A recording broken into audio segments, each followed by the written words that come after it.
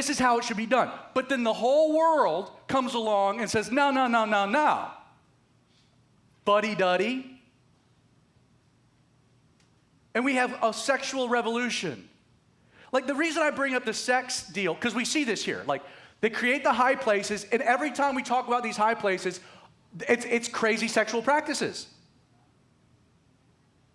It's running completely in contrast to God's plan for sex, even to the point that we get this line here.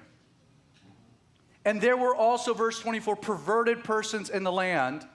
And that is a direct reference, the language here, to Deuteronomy 23:17, which is specifically speaking of prostitution.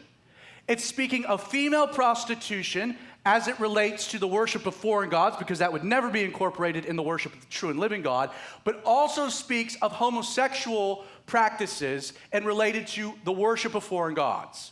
It's the same word. The link is undeniable. So what's happening is Rehoboam is like, we're going to worship all these other gods, and you can do whatever you want sexually.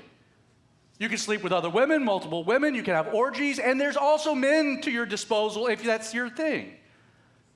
Abominable. Now, I bring this idea up because when we think about the foreign gods, there's a disconnect. But isn't it true that we have the same two gods at play today? There is the God of sex, who made sex, invented sex, and said, do sex this way. And there's all these other gods throughout the world that's like, nah, worship me, and here's how you can do it. There's freedom. There's liberation. The big difference, the contrast, is sex. And there's an appeal because, hey, sex appeals to our base nature.